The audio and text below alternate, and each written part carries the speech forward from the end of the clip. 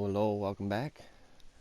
I'm going to take a look at this Playboy magazine, August 1967.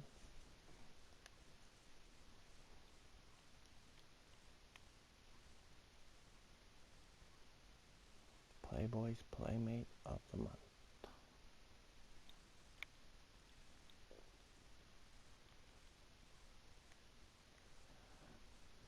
The interview by Lee Bailey. Candid conversation with the controversial counsel for Sam Shepard, Carl Coppolino, and the Boston Strangler.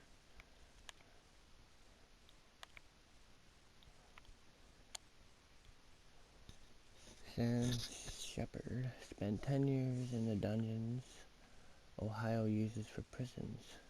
There's no way in the world that he could have turned out to be an eminently acceptable human being after that experience.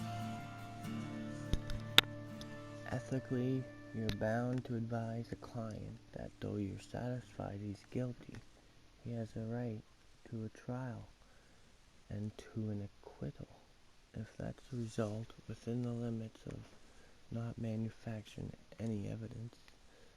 Publications insist on parlaying an image of me that involves being flamboyant, being cute and tricky, being skilled in the use of electronic instruments. Accordingly, the jury is at first suspicious of me.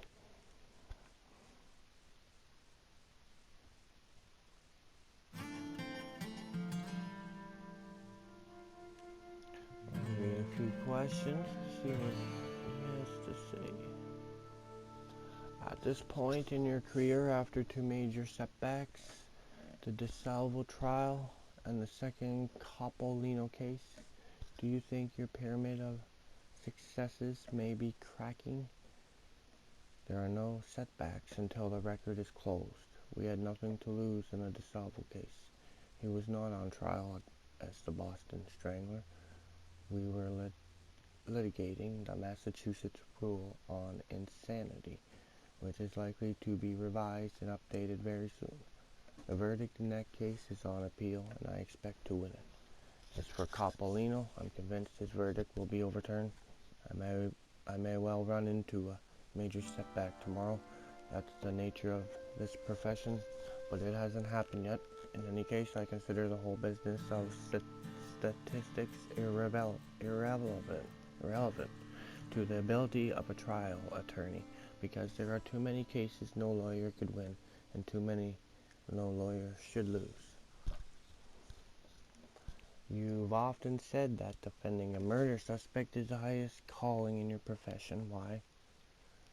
According to the Constitution, due process is meant to protect in order of importance, life, and then liberty, and then property. Only capital cases deal with life. First things first, the way I look at it. You've also compared the criminal lawyer with a professional fighter. What do you mean by that? I mean that a criminal lawyer without an aggressive, forceful personality would be horribly handicapped. There is something of the paid professional fighter in what I do, and that's an offshoot of a system our present jury system supplanted. If you and I had a dispute 200 or 300 years ago, we would each hire a knight, and they'd go out and fight. The merits of either side would have nothing to do with who won. In addition to his fighting skills, you've said the criminal lawyer has to have a considerable ego. By that criterion, do you qualify?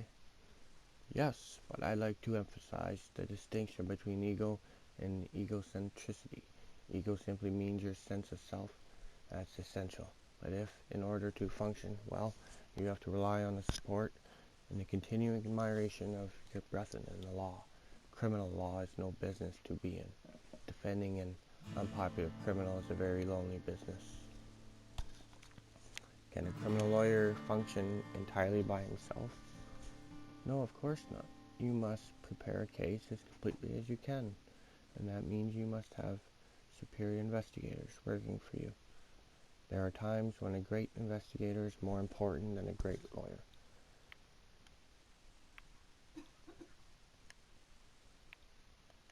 Oh, well, make your own good times tonight.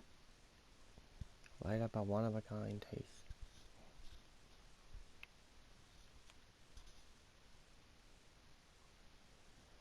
It was even tougher on Coppolino to be convicted subsequently for the murder of his wife, Carmela. How did you lose that one? We haven't lost it yet, and I do not expect to lose it ultimately. The Florida case focused on a drug called succinylcholine chloride. It's used by anesthesiologists by paralyzing the muscles. It brings on an effect called apnea. The diaphragm stops moving and the lungs don't breathe. It can, therefore, cause death by internal suffocation. This drug, when injected, breaks down in a few seconds into succinylcholine and then into succinic acid and choline. These chemicals, however, are also natural body products, and so it's very difficult to prove by postmortem that the drug was ever injected. In fact, its presence has never been proved in any case in which the drug allegedly has been involved.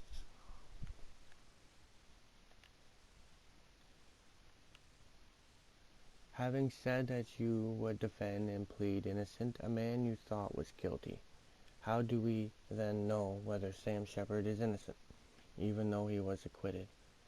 The second time, how do we know Dr. Coppolino is innocent of murdering Colonel Farber, even though he was acquitted in the New Jersey trial?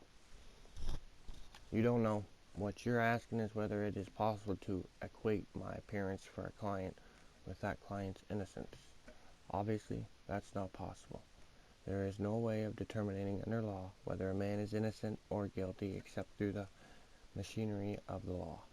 Under our system, a man is guilty only if proof beyond a reasonable doubt can be marshaled against him.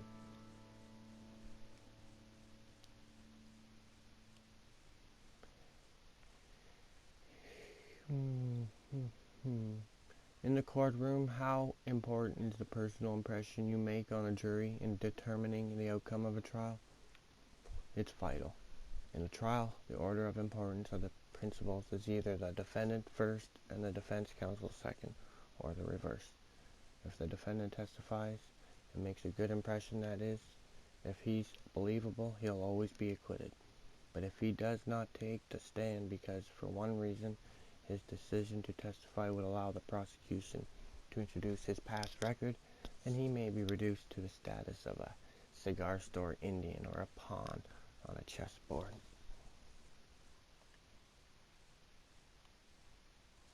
You've often said you prefer jurors who can understand complex reasoning and complicated evidence rather than those who can be swayed by emotional oratory. Why? There are criminal lawyers who feel the only people they ought to allow on a jury are the salt of the earth type of citizens who will do rough justice. This type is especially attractive to a guy who has a guilty client for whom there's a lot of sympathy, because the jury sometimes will acquit just because they're sympathetic. I don't think I do very well, however, before the salt of the earth type, either because I don't have a lot of dramatic ability in that area, or because that type is inclined to be suspicious of someone like me, feeling this is a high-powered lawyer and he's probably trying to trick us. I found intelligent jurors much more preferable, especially when we're trying complex issues such as the blood evidence in the Shepard case. A number of veteran trial lawyers say they can predict, in most cases, no matter what tactics they've used, how a jury will decide. Can you? To some extent, yes, but not always. You occasionally get surprised. I was surprised by the result of the DeSalvo trial in Cambridge, and I think most of the observers were. As you know, he wasn't tried as the Boston Strangler. The sex crimes for which he was on trial took place after he had stopped killing. I urge that jury to find DeSalvo not guilty by reason of insanity, though a much more appropriate verdict would have been guilty but insane. However, a jury under present law cannot bring in such a verdict, although it should be able to. It's what your bartender drinks. Becoming a smash-wearing blue dash, the true measure of a man. Well, anyways, back to questions. Why would the exposure of that trip have been so... Never mind, don't know about that. Because of your own ability and that of your investigators, you've had considerable success in criminal law. But how would you assess the criminal bar as a whole in this country? Do you still stand by your statement to the Saturday Evening Post that the criminal bar ends up with a few of the best lawyers and a lot of the worst ones running around, taking pleas of guilty for 25 to 50 bucks? Let me put it this way. If you were to have to defend your life in this country today, you'd have to choose very carefully from a very small selection of lawyers if you wanted the best the system could offer. Starting with F. Lee Bailey. I don't mean to start with myself. I don't name names because there are some good lawyers I haven't met, but by my standards of those lawyers I know, no more than 5 would be satisfactory to me in a capital case, and more likely 3. I'm speaking of the whole country because although I obviously don't know every lawyer in this field, I've had quite a bit of contact with the bar throughout the country. And none of these 5 men, by the way,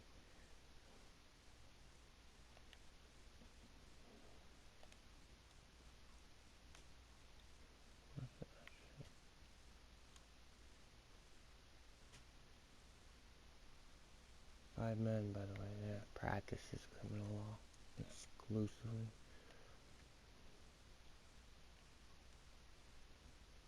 Speaking of the average man's respect for the law, to what do you ascribe the apparent proliferation in our society of bad cemeterianism and apathetic refusal, as in the Kitty Genovese case, of those who don't want to get involved by going to the aid of people in distress? What particularly concerns me about that kind of behavior is that it indicates a lack of belief by citizens in their own governmental and societal structure. If a citizen really understood and believed completely in our process of law, if he really recognized how central they are to his own well-being as well as everyone else's, he would be much more likely to become involved in a situation such as the Genovese case. Was it this need to be circumspect in your behavior that you had in mind when you said what separates a successful criminal lawyer from the unsuccessful in the end is the ability to hold his booze? I didn't say it in that way. I did make an observation that criminal law lawyers tend to have a fairly high capacity for alcohol. It's a very high pressure business, and if they do drink more than the average, they usually hold their liquor well. What I was saying is that a criminal lawyer who doesn't hold his booze well and goes jabberwocky can't have clients very long. Clients are not happy to have their affairs, which can be rather racy, whether they're guilty or innocent, spread around by a talkative drunk. Well, last question of this thing to Bailey is, what about personal satisfactions as a result of the cases you've won? In a business like this, personal satisfaction is not always associated with the claim for a particular highly publicized victory. The most satisfying moments occur when you feel you function well within your sphere of responsibility, when you feel your presence has made a difference in a man's life. Early this year, I defended a military officer in Charleston, South Carolina. He had been indicted on a morals charge. He had been convicted. He would have been completely destroyed. In these military cases, acquittals are rare because the other side usually has the stuff. This one was a fluke. The man was innocent. He had to wait 7 months with this horrible weight on him. We won the case, and I saw the enormous relief on his face and on his wife's. Someone on my staff said to me that night, "You look a lot happier than when you've won cases that got national headlines." And I was. When you can do something like that, when you can help prevent a man's life from being destroyed, you realize that the criminal lawyer has more power than any man on the face of the earth. That's why I'm in this business, and that's why I intend to stay in it. Well, that's the end of that magazine from August 1967. See you later.